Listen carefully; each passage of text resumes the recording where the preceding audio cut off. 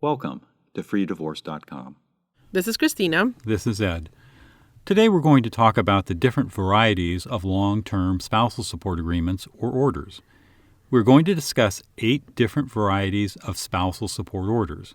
We briefly mentioned this in the first video in the spousal support series. Christina, what is a spousal support agreement that is referred to as a mutual permanent waiver? Sometimes both parties earn about the same amount of money and no spousal support is owed by either party to the other. Sometimes, even though one party may be entitled to spousal support, they don't want it. Perhaps the party entitled to spousal support intends to remarry right away, so there's no real spousal support issue. In these situations, both parties can agree to permanently waive their rights to receive spousal support.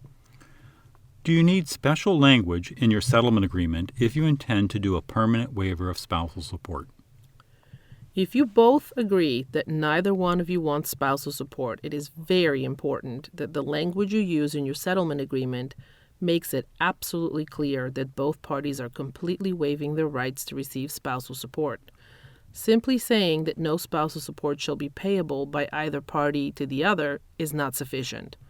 You want your agreement to state that both husband and wife waive, now and forever, any and all rights to receive past, present, and future spousal support from the other party, and that the court shall have no jurisdiction at any time or under any circumstances, regardless of any hardship to either party, to make an award of spousal support. You need the termination of jurisdiction language in your agreement if you want a permanent waiver of spousal support. If you don't have this language in your agreement, you may find yourself paying spousal support down the road. Does a permanent waiver need to be mutual? No, a permanent waiver of spousal support does not need to be mutual. Sometimes one party will agree to a permanent waiver of their rights to receive spousal support while agreeing to pay the other party spousal support. What is a spousal support agreement that is called a reservation of jurisdiction? A permanent waiver of spousal support means you can never ask for an award of spousal support no matter what. A reservation of jurisdiction means you do not need spousal support at this time, but you want the court to reserve the jurisdiction to make an award of spousal support at some time in the future upon a showing of changed financial circumstances. For example, say you have a good job when you and your spouse separate. You earn enough to be self-supporting.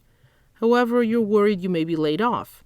If you are laid off, you will need spousal support, so you want your divorce settlement to have a reservation of jurisdiction over the issue of spousal support. Here's another example. Perhaps you can support yourself at the time of the divorce, but you have health issues and you're concerned you may not be able to support yourself in the future if your health deteriorates. In these types of situations, you will want a reservation of jurisdiction when it comes to spousal support. The reservation of jurisdiction will allow you to come back to court in the future and ask for an award of spousal support if you need it. What about a spousal support agreement where one party pays spousal support for a fixed period of time? An example of this type of agreement would be as follows. Husband shall pay wife $213 per month, payable in full on the first day of each and every month, starting October 1st, 2019, and ending September 30th, 2021, at which time wife's rights to spousal support shall terminate forever, and the court's jurisdiction to award wife's spousal support shall terminate. What would be a spousal support agreement where support is paid for an indefinite period of time? An example of this type of agreement would be as follows. Husband shall pay wife $213 per month, payable in full on the first day of each and every month, starting October 1st, 2019, and continuing until further order of the court. The phrase, until further order of the court, is the key language. It means support will be paid until a new court order is made in the future, saying that support ends. That new court order may come about by way of a future stipulation between the parties or after a contested hearing. What would be an example of a spousal support agreement where the amount of support decreases over time until it reaches zero? An example of that type of agreement would be as follows. Husband shall pay wife $213 per month, payable in full on the first day of each and every month, starting October 1st, 2019, and continuing until October 1st, 2024, at which time the amount shall be reduced to $100 per month and continue at the rate of $100 per month until September 30th, 2029, at which time spousal support shall be reduced to zero. Note that there's a big difference between reducing support to zero and terminating the court's jurisdiction to award spousal support. If the agreement simply says support is reduced to zero, that leaves the door open for the recipient to ask the court to extend the duration of support. What would be an example of a spousal support agreement where the spousal support is non-modifiable as to amount? An example of that type of agreement would be as follows.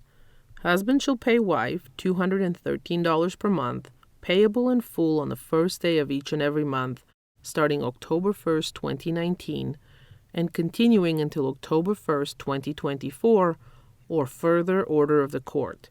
The amount of support shall be non-modifiable, regardless of any financial hardship experienced by either party. A spousal support order that is non-modifiable as to amount can be very dangerous. If either party loses their job or becomes disabled due to accident or illness, the amount of support remains the same. What would be an example of a spousal support agreement that is non-modifiable as to amount and duration? An example of that type of agreement would be as follows. Husband shall pay wife $213 per month, payable in full on the first day of each and every month, starting October 1st, 2019, and continuing until October 1st, 2024. The amount of support and the duration of support shall be non-modifiable, regardless of any financial hardship experienced by either party, and the court shall have no jurisdiction to modify the amount or duration of spousal support. Again, a spousal support order that is non-modifiable as to amount and duration can be very dangerous because financial circumstances can change. If either party loses their job or becomes disabled due to accident or illness, the amount and duration of support remains the same. What if I know I will likely have to pay spousal support, but I prefer to buy out my spouse's rights to spousal support? Some parties dispose of the spousal support issue by means of a buyout. A lump sum of money is paid in exchange for the other party's agreement to permanently waive any and all rights to receive spousal support. If I want to do a buyout, how do I decide how much I should pay? How much should be paid depends upon a lot of factors. What would be the total amount of spousal support paid if it were paid in monthly installments for half the length of the marriage? Take that total and start discounting it for various reasons, such as the possibility that the recipient may remarry, the possibility that recipient may cohabit and thus have a decreased need for support, the possibility that the recipient may die, the possibility that the payor may die, the possibility that the recipient may start earning more money, so less support would be owed, etc. At least in the past, when spousal support was tax deductible, if a lump sum were to be paid as a non-taxable payment, the lump sum would also be discounted due to income tax considerations. In a later video, we go over a judicial counsel form as well as a marital settlement agreement template that can be used to set forth your spousal support agreement. This has been a presentation by freedivorce.com.